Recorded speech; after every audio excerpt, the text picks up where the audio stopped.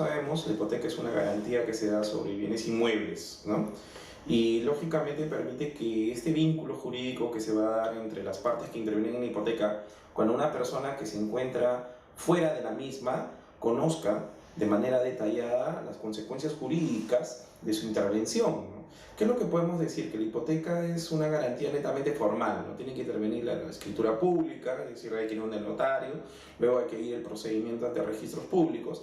Entonces el tercero tiene que tomar las precauciones jurídicas del caso con respecto a su inmiscusión, si podemos decirlo, involucrarse en esta relación jurídica con el bien, ¿no? Entonces, los terceros vendrían a ser aquellas personas que no están en un primer inicio vinculados con el bien hipotecado, pero que ellos, gracias a la labor que cumple registros públicos, van a conocer el estado situacional y jurídico del mismo. Entonces van a conocer plenamente las consecuencias jurídicas de su intervención, ¿no? Y para luego no decir, oye, no sabía, me tomaron el pelo, hay una situación que lógicamente lamentar previamente como tal, ¿no?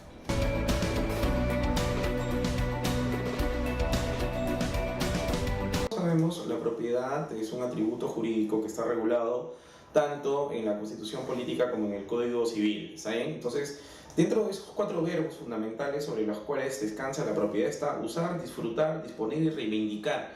Y esa última figura es la que tiene que ser explotada a través de un mecanismo clásico que permite a nosotros defender lo que es nuestro derecho de propiedad, que es la acción reivindicatoria, ¿saben? Que se sostiene sobre todo en el derecho de persecución del bien que tiene el propietario debidamente reconocido jurídicamente, de solicitar a aquella persona que está interrumpiendo o no está permitiendo el ejercicio de este derecho de manera clara en la realidad, ¿no? Lo que podemos decir también es que la categoría de propietario tiene que llevarse a cabo no porque únicamente el derecho lo reconozca, sino que, de acuerdo a nuestra realidad en el Perú, tiene que seguirse pues todo un trámite, sobre todo ante los registros públicos, ir ante el notario con la finalidad que sean esos respaldos jurídicos los que nos permitan ese halo de protección que nosotros debemos de tener en un país como el nuestro, donde lamentablemente pues la inseguridad jurídica, como base en las falsificaciones, en el abuso, en el ejercicio de la buena fe, ¿no? Donde hay muchas personas que utilizan ese tipo de figuras para ir en contra de este tipo de situación, ¿no? En el ejercicio pleno de la propiedad. Por ende, nosotros encontramos dentro del propio Código Civil la acción reivindicatoria como figura primigenia, ¿no?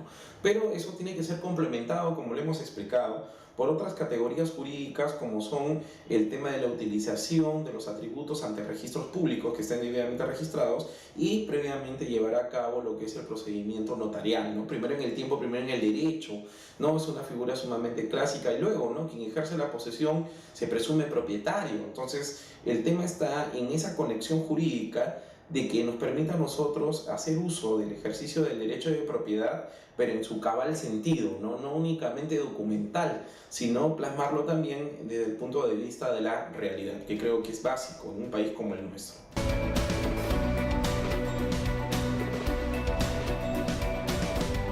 A ver, la compra-venta sobre bien ajeno es una modalidad de compra-venta. Comencemos por ahí, ¿saben?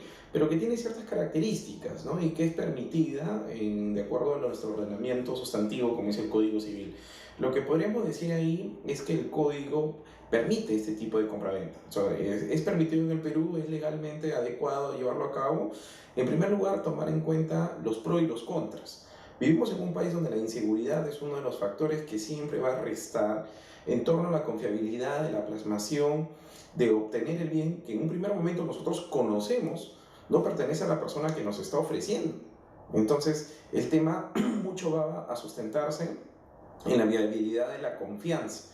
El conocimiento de que no es ajeno va a traer sobre esa persona que se compromete a obtenerlo para nosotros, si no lograr el objetivo, así lo dice el código, ciertas responsabilidades, ¿no? Entonces, este tema no solo está vinculado al tema contractual, sino también al tema de la responsabilidad civil. Un tema de responsabilidad civil que va a traer consigo indemnizaciones, desde el punto de vista más común, indemnizatorias, ¿no? Entonces, ¿qué analizar con respecto a la compra-venta del bien ajeno? Primero, el estado situacional del mismo. Es ajeno, o sea, las dos partes están llevando a cabo transacciones sobre un bien que no les pertenece, o sea, no está dentro del ámbito de su competencia patrimonial.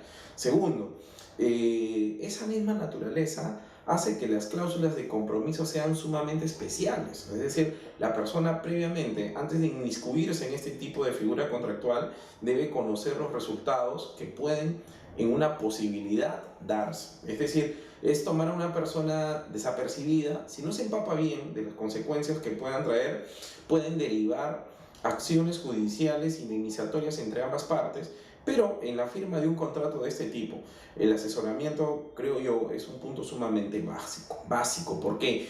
Porque si una persona está expuesta a que no se concretice, la indemnización tiene que estar de manera planteada, de manera reflejada, sin ningún tipo de dudas en el documento, que es lo que usualmente se suele hacer, ¿no? Ahora, el bien ajeno deja de ser ajeno, ¿por qué? Porque cuando ya se ha logrado por parte de la persona, del ofertante, inmiscuirla, si decimos así, a la relación jurídica, ya el estatus de categoría de ese bien cambia, ¿no?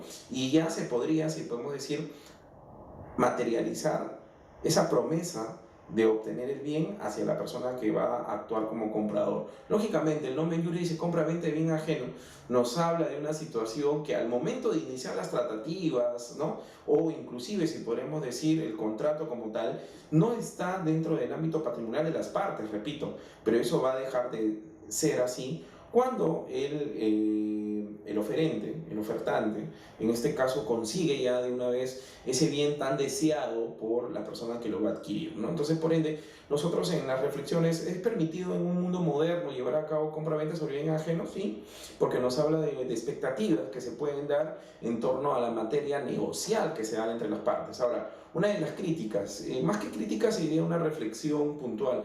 Vivimos en un país donde la inseguridad jurídica y muchas veces las promesas no son cumplidas. Entonces el asesoramiento, el afinamiento, este tipo contractual, yo creo se hace necesario puntualizarlo en lo que es nuestro Código Civil de 1984.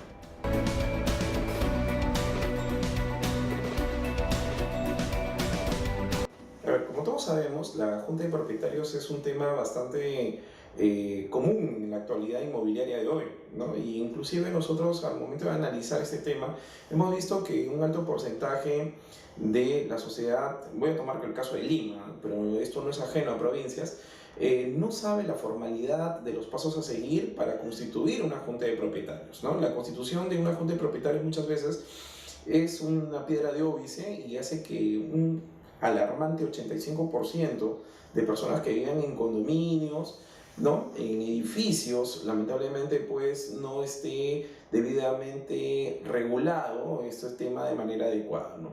La Junta de Propietarios es un ente representativo de la voluntad de las personas que conviven en un determinado inmueble, en este caso un edificio, un condominio, etcétera, que necesariamente tiene que tener una organización donde cuente con una junta directiva, ¿no? Que personas que se van a encargar de las responsabilidades que se van a dividir de la convivencia. Lo que usualmente se encuentra en ese escrito, en ese instrumento jurídico, perdón, lo que vamos a obtener ahí primero son los lineamientos de convivencia, ¿no? Las responsabilidades del uso de los bienes comunes, por ejemplo, el lugar donde se hacen los compromisos, las parrilladas, ¿no? Que son usuales en los condominios, que muchas veces la gente pues ensucia, maltrata, el alquiler, ¿no? Del clubhouse, ¿no? O el del gimnasio, si decimos así, que necesariamente necesita una regulación adecuada, ¿no? Una gestión adecuada, diría yo. No sé por la parte positiva, la parte negativa, por ejemplo, la persona que no paga el arrendamiento, el mantenimiento, ¿no? Que es moroso, no paga las cuotas correspondientes del agua, de la refacción del ascensor, que son situaciones que a diario vivimos nosotros, lo que vivimos en condominios, en edificios, y compartimos nuestra diaria actividad con otras personas dentro de un inmueble, ¿no? La idea, ¿cuál es la siguiente? Llamar a una asamblea. La asamblea o la junta es el máximo organismo en los cuales se va a escoger los cargos de responsabilidad. Lógicamente, estos cargos de responsabilidad tienen un periodo de tiempo, que son de un año usualmente, que puede ser renovable por otro año más. Y la inscripción trae consigo, lógicamente, que ese acto de votación, de escoger a esta asamblea que va a presidir la Junta de Propietarios, tenga que ser llevada a cabo delante de un notario para que dé fe de los acuerdos como tal. ¿Está bien? Y lógicamente en el registro que tiene el condominio como tal, la individualización que tiene como tal el edificio, el condominio, se tiene que inscribir este acto, ¿no? En el cual mediante un asiento se va a inscribir el periodo de vigencia de la gestión, casi siempre 12 meses, que van a tener las personas, como por ejemplo el presidente de la Junta, ¿no? El tesorero, el administrador. Entonces, las responsabilidades tienen que ser debidamente enmarcadas y tienen que identificarse a los responsables de cada una de ellas. El procedimiento, lamentablemente, a veces es muy engorroso. ¿Por qué? Porque la inscripción en una junta de propietarios es observada más de las veces por el registrador. ¿Por qué? Porque no cumple las formalidades que da la propia norma. Lo que nosotros pensamos es que debe de ser más dúctil, debe de ser más abierta, debe de darse las facilidades que, lógicamente, el registrador cumple su función, ¿no? De observar, porque no se cumple lo que dice la ley como tal. Pero nosotros creemos que deben de quedarse como base precedentes que permitan en cierta manera hacer viable la voluntad de los vecinos, ¿no? De las personas que viven en un edificio, en un condominio común. Es usualmente lo que ha pasado acá en Lima con respecto al boom inmobiliario, ¿no? Lo que nosotros podemos acotar que este procedimiento registral debe ser más abierto y más conocido. Hay mucha gente, hemos hecho acotación hace breves minutos, que los porcentajes de informalidad cada vez son mayores. Y uno de los motivos que hace de que sea mayor esta informalidad, entre comillas, es que el procedimiento engorroso que muchas veces es observado, ¿no? Y que no permite plasmar de manera adecuada este tipo de situación.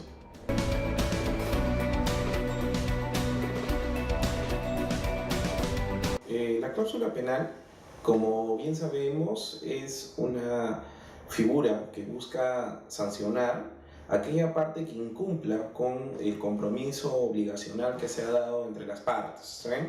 Lo que es característico de la cláusula penal es que la propia persona conoce fielmente las consecuencias de su incumplimiento de manera adecuada. Ahora, esta regulación que tiene dentro de nuestro Código Civil permite conocer que es fruto de la voluntad de las partes, es decir, la cláusula penal no es impuesta, sino que uno conoce previo la negociación que se dan entre todos los concurrentes de la relación obligatoria, las consecuencias que pueden devenir del incumplimiento de la misma. Entonces, por ende, en la medida que uno va avanzando en la negociación contractual, sobre todo ahí es donde se ve plasmada este tipo de situación, las partes buscan siempre asegurar el objetivo del compromiso cumplido, así le dicen en una parte de la doctrina.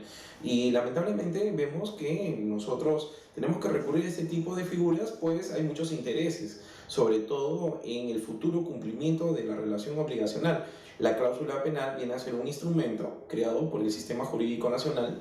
No es puridad, sino que es tomado en cuenta como la influencia, ¿no? De los diferentes códigos civiles, el alemán, el francés, el italiano, que a través del tiempo también han manejado este tipo de figuras, que van a traer un objetivo, y el objetivo es que la persona conozca previamente, no ir a un proceso judicial para que un tercero como el juez recién diga, oye, ¿sabes qué? De acuerdo a las consecuencias que has provocado tu incumplimiento, esta es la sanción. No, aquí de antemano ya las partes han negociado cuál va a ser la sanción y tú la conoces. Entonces, por ende, resulta ser un camino mucho más rápido, mucho más práctico, mucho más útil para poder nosotros medir primero las consecuencias de nuestros actos, en este caso lo que no esperamos que sea el no cumplimiento, y las relativas sanciones que se puedan devenir del mismo, ¿no? De manera apropiada.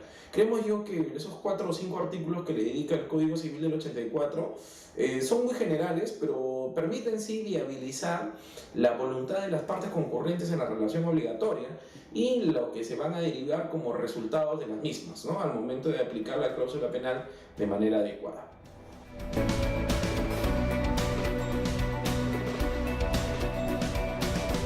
Bueno, este es un tema bastante recurrente en nuestra realidad, ¿no?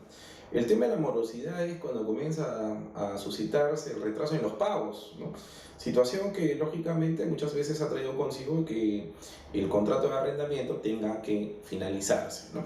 A ver, como es un tema que no es nuevo, hace ya más o menos 2 años, 1 año y medio, se dio la ley del desalojo express, entre comillas, ¿no? En el cual hablaba de la cláusula de allanamiento. La cláusula de allanamiento era que en un contrato de arrendamiento se estipulaba de manera adecuada que la persona ya no tendría, aceptaba, en este caso el inquilino, la situación de poder ser desalojado de manera plena aplicando esa cláusula. Es decir, ya la persona que alquilaba un inmueble al momento de firmar el contrato de arrendamiento sabía de manera adecuada que el incumplimiento del mismo ya no es necesario ir ante el juez, un proceso de desalojo por precario, ¿no? Por ocupante precario, que a veces es engorroso, es un poco que se dilata en el tiempo, traía como consecuencia muchas veces la pérdida de tiempo, esfuerzo y dinero.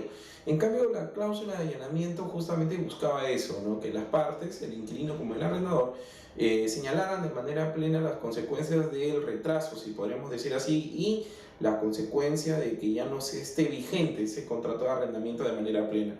Ahora, el inquilino moroso, por ejemplo, ustedes saben, se sostiene sobre todo en dos situaciones. Cuando dejas de pagar, se cumplen los porcentajes, el tiempo y estás en una cuestión de precario, ¿no? El precario también está vinculado a esta figura cuando el título, el documento que sustentaba la vinculación de la persona con el bien se ha extinguido o nunca ha existido ese documento como tal. Estamos en el primer supuesto, o sea, hay un contrato que vincula a la persona con el bien, pero lamentablemente pues situaciones que en el futuro se pueden presentar ha llevado a que este ya no esté vigente, no sea honrado. Entonces, por ende, lo que uno busca como arrendador es que la persona no continúe en un bien en el cual no está obteniendo beneficios económicos, ¿no? Por X razones. Entonces, lo primero que tiene que hacer, bueno, con las normas que se han dado de un tiempo a esta parte, es aplicar la cláusula de allanamiento.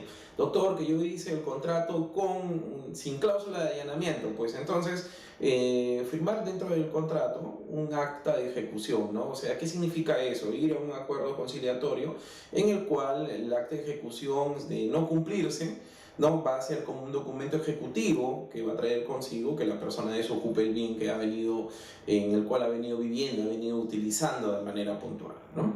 Claro, la otra forma sería ir al proceso de ocupante precario, ¿no? Por eso lamentablemente las estadísticas así lo dicen, es un proceso pues lamentablemente lato, ¿no? Muy costoso, que retrasa y hace que muchas veces las personas, y las noticias así nos dicen, se aprovechen en dilatar este tipo de situación y se quedan 3, 4 años sin pagar el arrendamiento, perjudicando económicamente a los propietarios, ¿no? Que con toda justicia piden que se les reponga el bien de manera...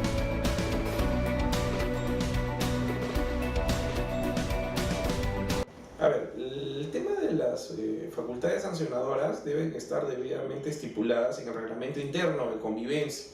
Lo ideal es que esto sea de conocimiento de todos y cada una de las personas que viven en el condominio, viven en el edificio y que se interrelacionan como tal. Uno de los principales factores para que si se, oye, hay un abuso del derecho, que la Junta no está viviendo bien mi caso, ¿no? O no están ejecutando de manera adecuada sus facultades, es el desconocimiento. El desconocimiento, ¿qué cosa nos dice? De que muchas veces las personas no leen efectivamente el reglamento interno de convivencia que tienen que haber dentro de un edificio, dentro de un condominio de manera adecuada. Ahora, las facultades sancionadoras pueden ir desde una multa, si utilizamos ese término, una sanción económica al no cumplimiento de manera puntual, hasta, si podemos decir, iniciar procedimientos para buscar, por ejemplo, de que esta persona no cuente con los principales servicios, ¿no? Usualmente se dice hay que cortarle el agua porque no paga, hay que cortarle la luz porque no paga. Y lamentablemente o sea, eso no está bien. ¿Por qué? Porque esos son derechos fundamentales que tiene toda persona. Y es algo que muchas veces se desconoce. Lo que hay que hacer en ese caso es seguir las vías procedimentales que la propia ley que regula este tema, de la propiedad horizontal, que es la que regula de manera adecuada, habla de manera específica.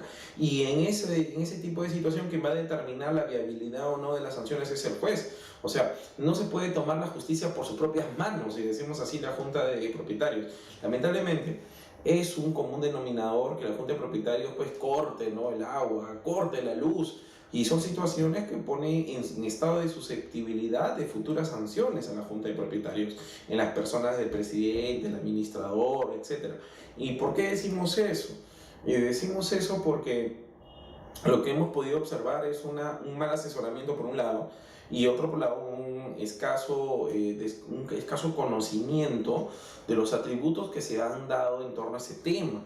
Las facultades sancionadoras van, como yo repito, desde el pago de sanciones económicas. Por ejemplo, yo no voy a una asamblea, ya tengo que pagar la multa por no ir, ya puede ir hasta, si podemos decir así, no ir en contra del derecho de propiedad de cada una de las personas, pero sí ir en contra del normal funcionamiento de los servicios, ¿no? Pero no ir de manera adecuada a cortarlos, eso no, eso es algo usual que lamentablemente muchas veces las personas no entienden, sino el seguir el procedimiento coactivo, si podemos darle ese nombre que está regulado en la ley de la propiedad horizontal para tomar una sanción respecto a ese tema.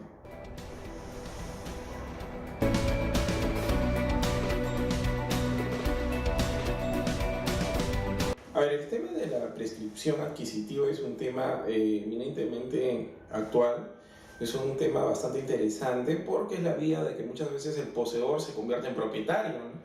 Como todos nosotros sabemos, el tema de la prescripción adquisitiva es una forma de regularizar un estado situacional como tal, y el aliado ahí, el factor es el tiempo. Tomando en cuenta esta situación, el tema trae consigo manejarlo de manera apropiada. Hay dos vías, la vía judicial y la vía notarial. ¿Saben? Comencemos por ese tema. Pero muchas veces ese tipo de situación exige el cumplimiento de ciertos requisitos. Requisitos que muchas veces no son cumplidos por las personas que han estado en contacto o están dentro del bien. Ustedes saben que los bienes se dividen en bienes muebles y bienes inmuebles. Y justamente los plazos para poder llevar a cabo este tema de la prescripción adquisitiva, es decir, de la posesión continua, pacífica y pública, esos son los tres primeros requisitos que tienen que ir de manera mancomunada, unidos, para poder dar la categoría al poseedor de propietario, va de la mano con la categoría del tipo de bien que se tiene que llevar a cabo. Si es un bien mueble, el ordenamiento jurídico ha estipulado de manera adecuada que tienen que pasar 2 años si es de buena fe, y si es de mala fe, 4 años. Y si es un bien inmueble, bien claro ha dicho que si es de buena fe, 5 años, y si es de mala fe, 10 años. Entonces, una vez que ha pasado el tema del lapso de tiempo y tomando como base la voluntad y la subjetividad de la posición que tienen las partes, mucho hay que resaltar el inicio y el cumplimiento de los requisitos que exige, ya sea la vía judicial, que era la primera que existió, como la segunda, que es la vía notarial, ¿no? Que lógicamente trae consigo el cumplimiento de los mismos.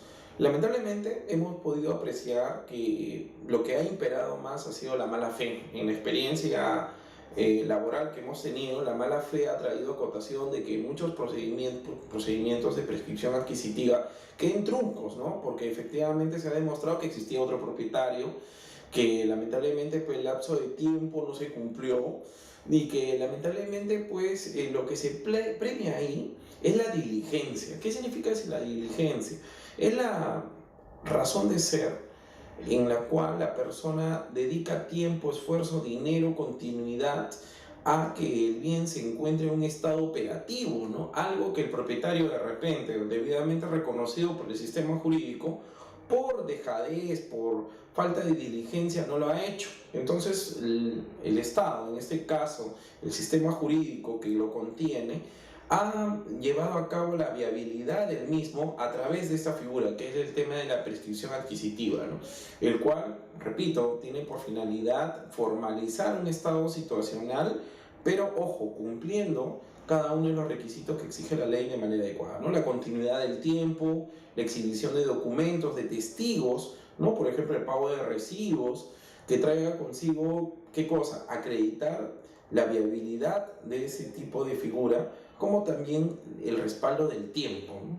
Claro que hay que tomar en cuenta la voluntad de las partes, en este caso la voluntad de la parte que quiere convertirse de poseedor en propietario, para que ésta se pueda concretizar de manera adecuada.